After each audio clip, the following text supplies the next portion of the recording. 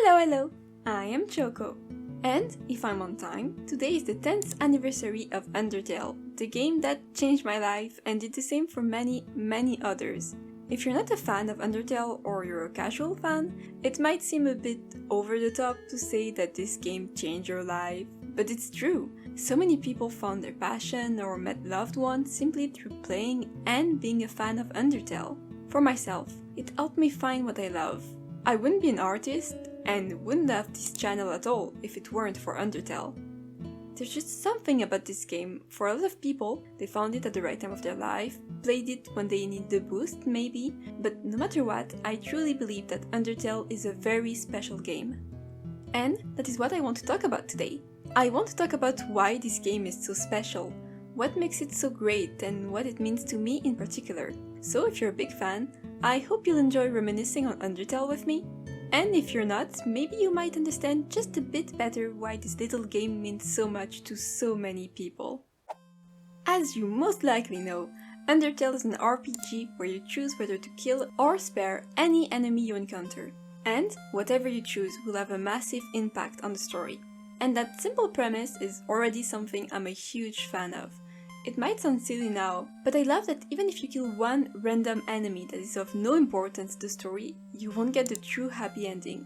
You have to choose to be kind to everyone to get that happy end. That's something very important in this game, being kind no matter what. And that doesn't mean being a pushover or letting people walk all over you. I mean, just look at Frisk. Even in the pacifist run, they're incredibly strong. They know how to defend themselves. But isn't it nicer to be, well, nice? The friendships you form are definitely my favorite part of this game. Every character is so well written and so endearing. Of course you want to be friends with them, even if they just tried to kill you 5 minutes ago. And it might sound silly, but at this point, every time I replay the game and I meet the characters again, it's like seeing an old friend. I mean, after knowing them for 10 years, isn't it natural? I grew up with these characters, as did many others. They're just such important characters to me.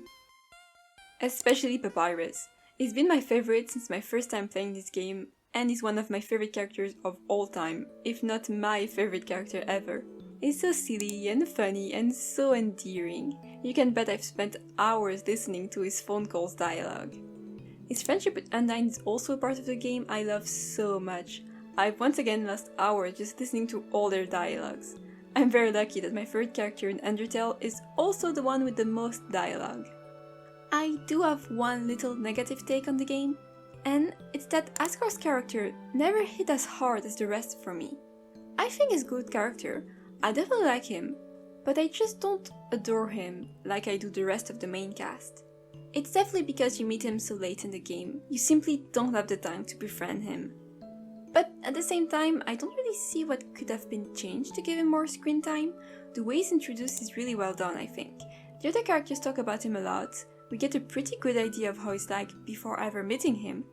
And once you do, I think his dialogue is just great. You really understand how nice he would be if the situation was different. I love how gentle his dialogue is, even when you both know what needs to happen. His fight is really good and his team is so incredible too, but it's really just the fact that you spend so little time with him that bugs me. I mean, in a true pacifist ending, his fight never even happens. I even find it a bit silly that he's one of the lost souls during Azrael's fight, but not Mettaton. That's my second negative point about the game. Never forgiving Toby Fox for not including Mettaton in the main cast.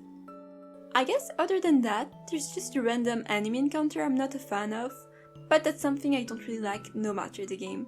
I always felt like it makes you almost anxious to make progress, like you're trying to move as little as possible to not encounter too many enemies. I'm glad that's gone in Deltarune, but of course that's just personal preferences. But something that is just as good in Undertale or Deltarune is the music. Oh my god, the music. I know I'm not bringing anything new to the table by saying, hey, Toby Fox is a pretty good composer, but I couldn't leave it out of this video. The hours I've spent listening to the soundtrack, listening to remixes and mashups. I mean, what would YouTubers do without their Undertale background music? But really, the music in this game just sticks with you. It's so good at characterizing the world and the people in it. And it also has so much emotion packed in it. Just look at the track Undertale. No matter how much I've listened to it, hearing it in game with the characters telling you the tale of the two fallen children of the king and queen, reading that final dialogue, you should be smiling too. Aren't you excited? Aren't you happy? You're going to be free. Oh, that's got me sobbing every single time. What a brilliantly written game and soundtrack. Also, side note, but Undertale taught me what being non-binary is. I straight up didn't know being non-binary was a thing back then. To be fair, I was, like 13? English is my second language and French is a very gendered language. And we didn't really have a pronoun like they, them. To be honest, I learned a lot of English from Undertale. I wonder if it's the same for a lot of non-native English speakers? But there were a ton of English words I learned from playing Undertale, so on top of everything, it was also an educational game for little 13 years old me. Something I didn't really mention, but that I love so much in this game, is all the meta jokes and breaking the fourth wall that the game does. It's something I really started enjoying in general after playing Undertale. I find it so smart that your save points and resets are canon to the story, that some characters have different dialogue depending on if it's your first run or not, and mostly, that final message that Flowey gives you after completing a true pacifist run. It really makes you feel like you've accomplished something. Now these characters are living a happy life. You wouldn't want to disturb them, right? I think Undertale will always be better as a game, like it's meant to be, but I've always liked the idea of a little animated series of the monsters living on the surface post-pacifist. I think that'd be really cute. It also changed how I view video games in general, because since playing Undertale, I always want to befriend every character in any video games.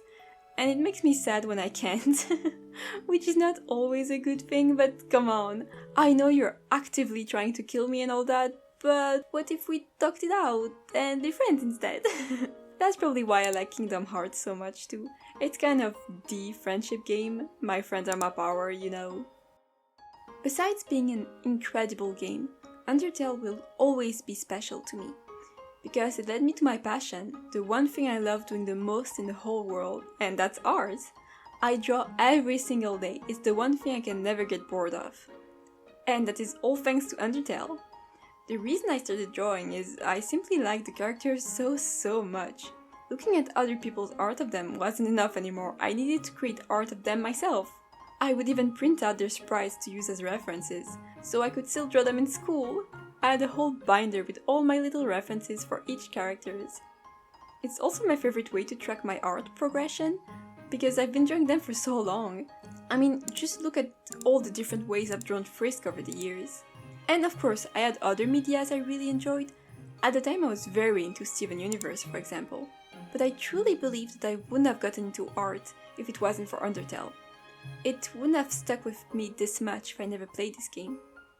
It's also why I'm still drawing so much fanart to this day. Fanart got me into art, so I'll keep drawing fanart for as long as I can draw. And if you're wondering what I'm drawing right now, it's sort of a spiritual redraw of my 5th Undertale anniversary art. At first I wanted to redraw it exactly, but I wanted to try something else. And I think it turned out real cute. I'd really like to do a piece with every single character, like every single little enemy and NPC. I love seeing those, but it sounds really daunting to do. Maybe one day. I also really want to do an illustration set of the genocide fights. Since I did one of the pacifist fights for the 8th anniversary, I think that deserves a sequel. I'll try and do that next year probably. I should also give a huge thank you to my big brother. He was the one who got me into Undertale. He thought it might be good, asked me if I wanted to play with him, and then it became my favorite game ever. And I even met some of my closest friends thanks to Undertale. Some I met through my love of art, but I even met one of my best friends because I was drawing Undertale next to him. He saw it and we started talking because he's a big fan too. It really is crazy to me how much this game impacted my life. I'm writing this before the anniversary of course, so I haven't seen what Toby Fox is planning with all our memories of Undertale, but I can't wait to read all those messages, to see just how many people have been impacted by it. I'm sure it's gonna make me cry. But truly, why I think Undertale is such a special game is because of how sincere it is. Yes, it's a very goofy game with lots of jokes and silly characters, but it takes its world and its characters seriously. Its cast of characters is filled with a bunch of weirdos, but that's why it's so great. They're allowed to be weirdos and be treated well, to be treated seriously, to have issues that are talked about, and to get their happy ending. And that happy ending doesn't require them to change and be less weird. You need to talk through your issues, but you don't need to be normal to fit in and to have friends and loved ones who care about you. To me, that's what makes this game so great. It's the characters and how they are treated. It might not be the same for you, and I'd love to hear what makes you love Undertale. What sticks with you? But for me, it will always be this cast of weirdos who are all such lovingly written characters. Thank you for watching till the end of this video. I'm sorry it's a shorter one.